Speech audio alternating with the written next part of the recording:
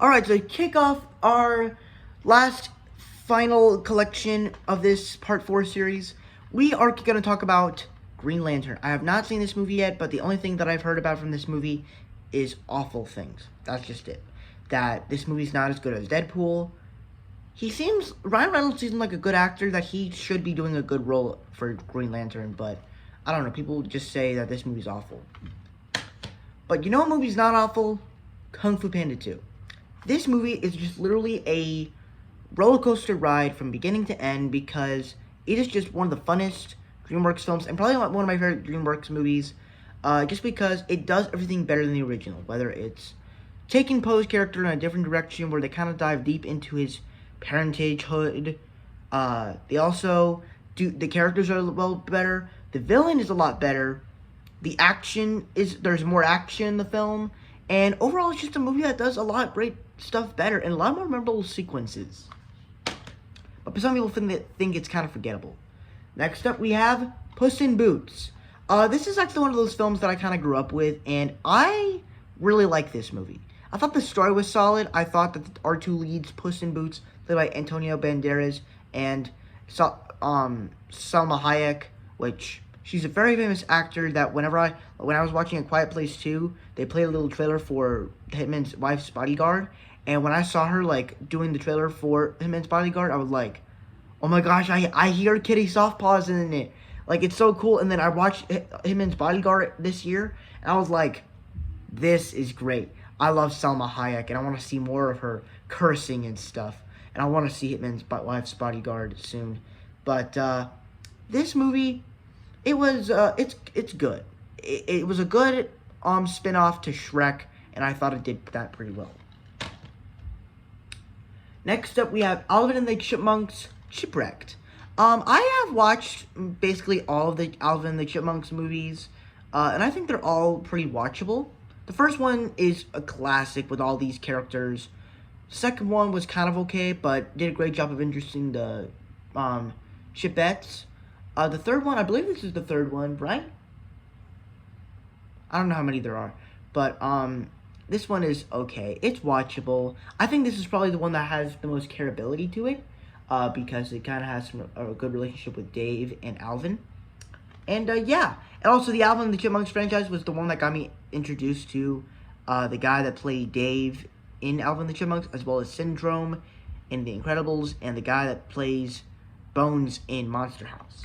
So, pretty good franchise to start off. Well, probably not the best franchise to start with an actor like that. Then we have The Avengers. One of my personal favorite MCU films that I actually watched last month. And to this day, it's still just one of the best MCU films. Literally, the action is just just so great. The character interactions are just so great. All the characters get great moments. Especially with Iron Man and Thor, I thought they had the best interactions. There's so many fan service scenes that we get to see with each other. Or action sequences we get to see with characters fighting each other. And the big thing that I actually like about this film is Phil Coulson and Captain America. When Captain America is going to that S.H.I.E.L.D. base, and Phil Coulson is like, I'm actually a huge fan. I watched you while you were sleeping, and I have trading cards of you. And that was just so funny and hilarious to me. And it's it made his character a lot likable than he already was. Phil Coulson, not Captain America. He already is likable. But there's probably characters that were not as good, like Captain America, Black Widow, or Hawkeye. But I honestly didn't think that when I saw it again back in July. But I honestly just loved this film again as I rewatched it. Alright, the next film is technically Ice Age 4, but I already talked about it. Next up, we have Big Hero 6. When I first saw this movie, I was like, this is the best Disney animated film of all time for me, and for good reason. The way they kind of handles emotions is just very well. They don't treat it as just something that happened and then it moves on and then it has these great themes in it, which in other movies it does it really well. But this movie focuses on the emotions of what happened. It doesn't move on. It doesn't move forward. It keeps on going, and I love that. Along the same lines, Baymax is just a likable character. Our villain is pretty understandable and really good. The superhero action in the movie is good. And I kind of liked how they made a Marvel comic book turn into a Disney film.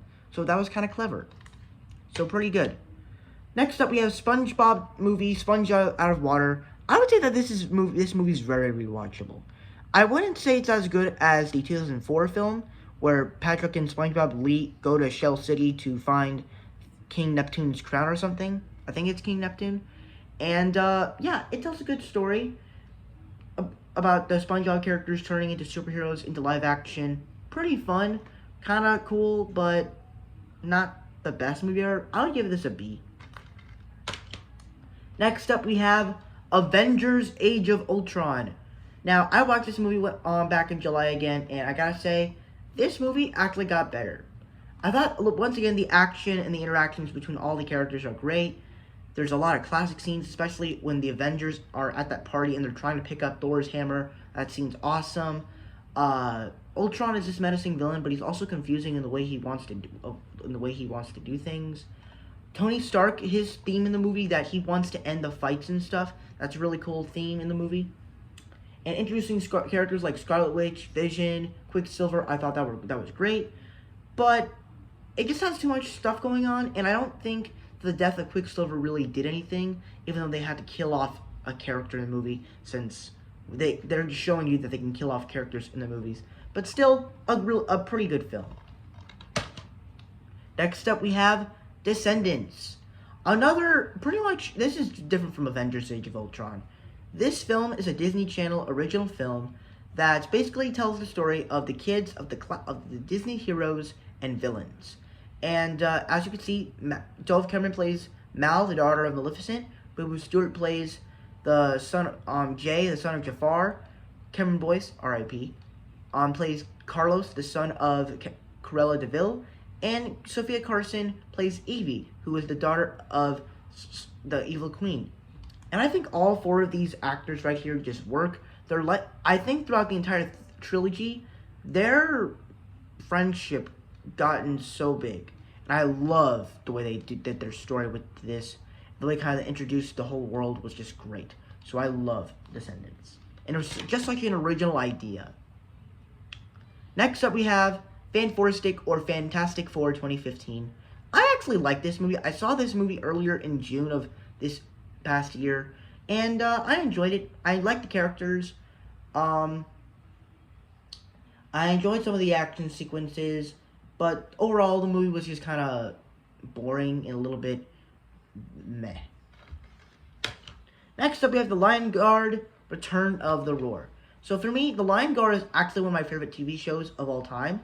And as this was the movie that kind of kicked off, was it the way the show started in the first place, I thought it did a good job. The characters were really fun. The way they brought in all these young actors with Diamond White, Joshua Rush, the guy that was on that Freeform show, that other guy, that black kid that was on Henry Danger, and then I think that's the whole cast, right?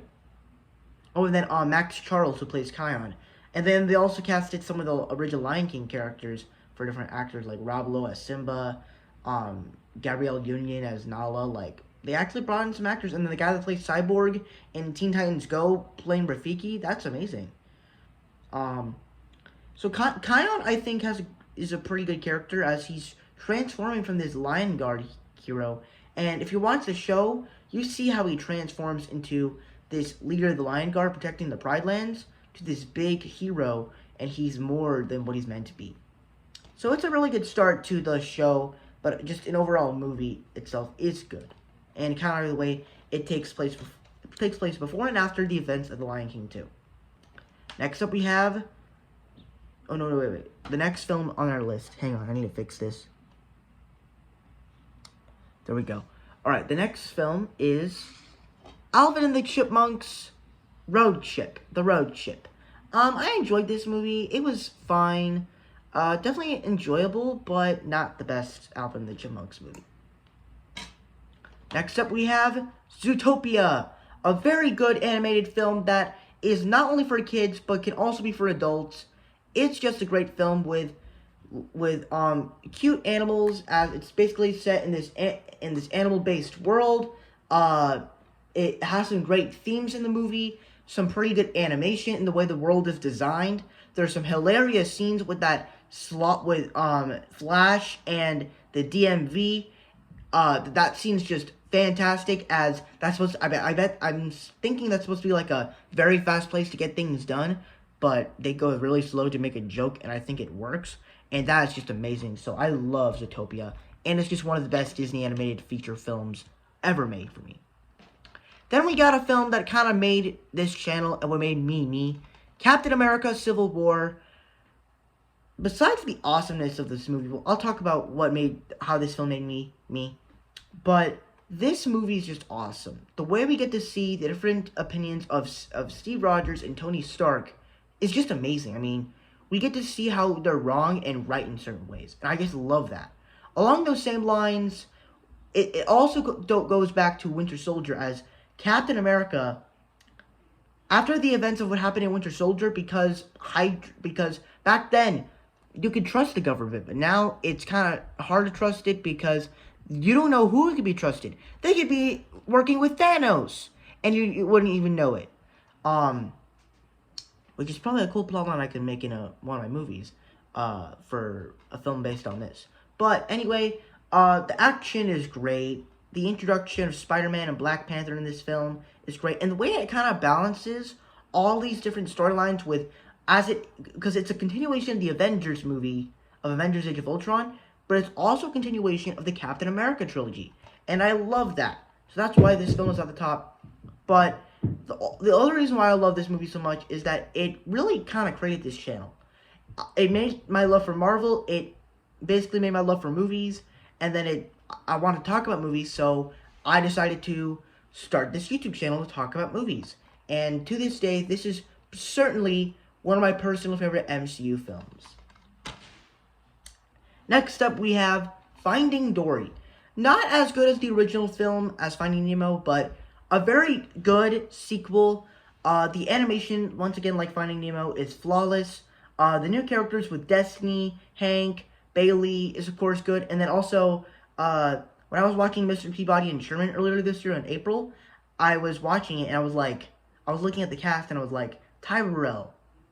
I know him in The Incredible Hulk, but, like, doesn't he play Bailey in Finding Dory? And I was like, oh, that's so cool. That's such a cool comparison. But anyway, the themes in here with Dory, I thought the way they made Dory the main character was kind of cool. Some people were kind of a little bit nervous because they were thinking it was going to go the Cars 2 route, which I actually kind of liked the way they did with Cars 2. I thought they made her a good thing, but because they kind of had some interesting themes with him.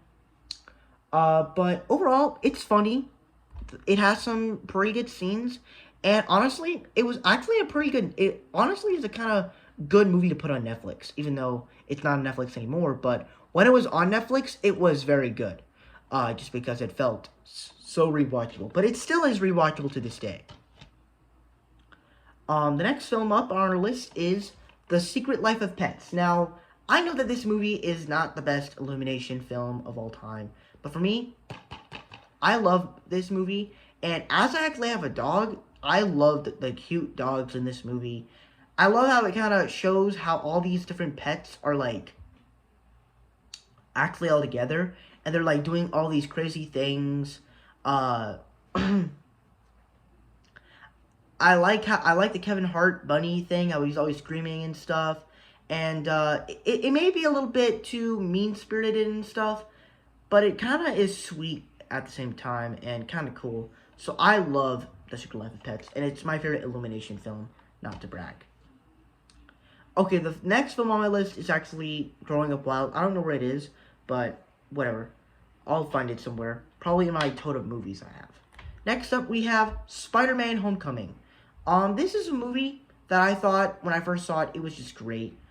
Spider-Man in the MCU has a solo film where they don't do the origin story. They go straight after Civil War, and I loved it. I love the way they told the story of high schoolers in the MCU, and it was just hilarious with the way all the high school characters acted.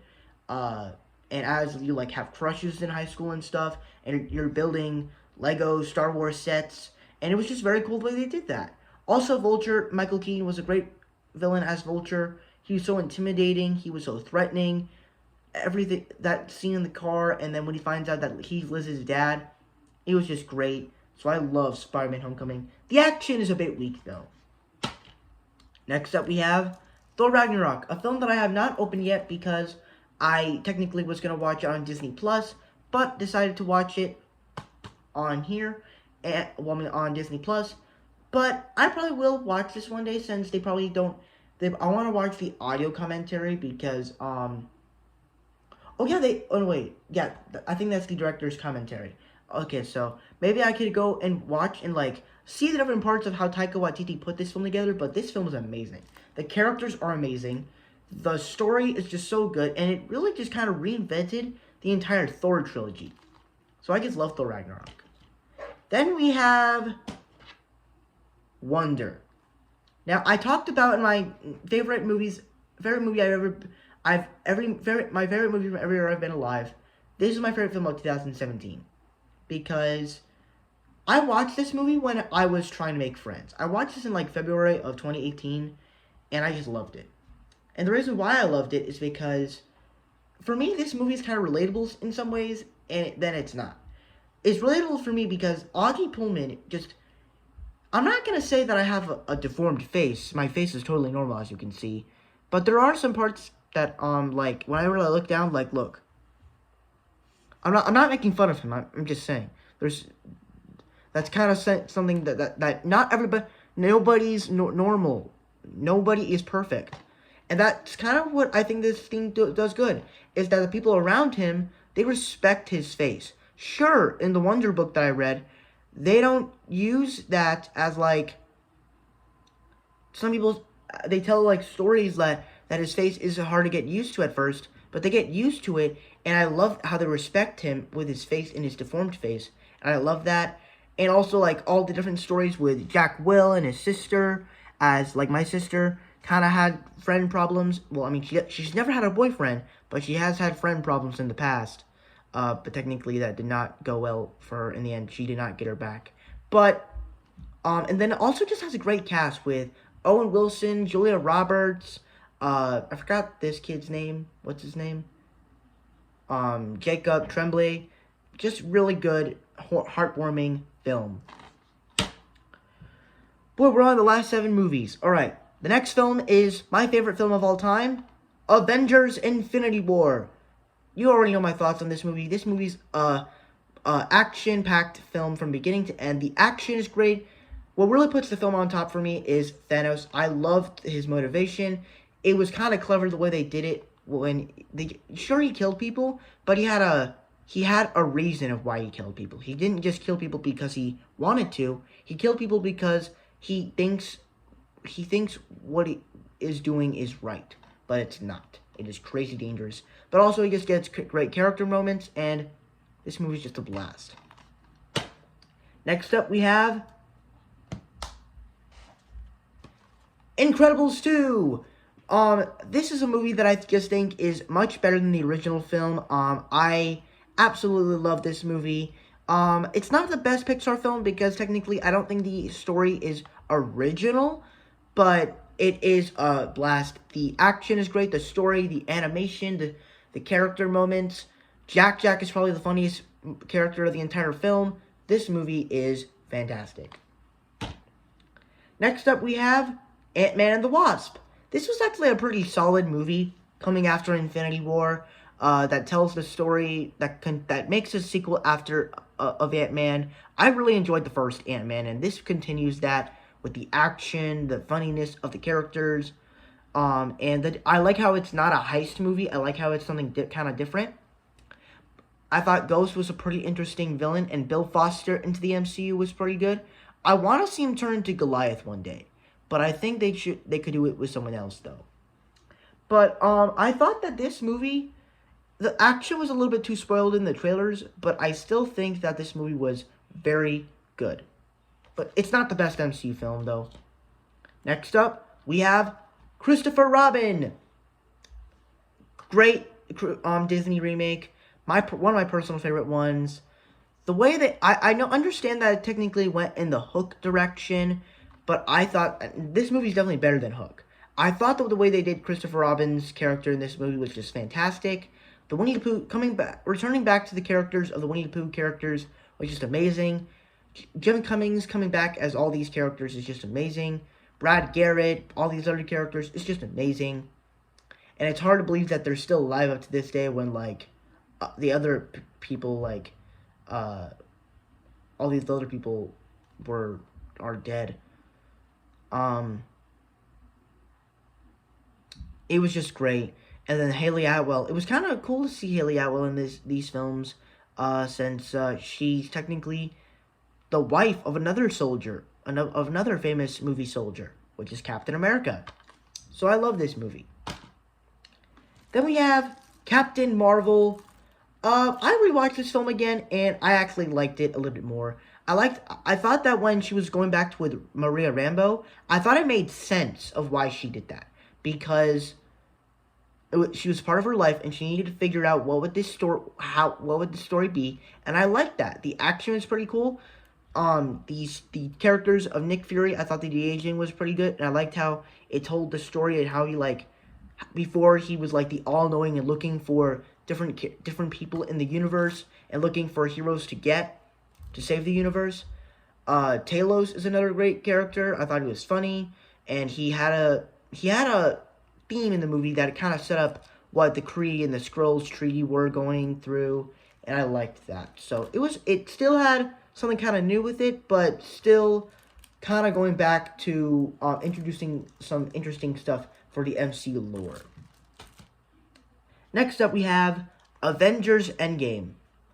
A solid conclusion, a very great conclusion to the Infinity Saga.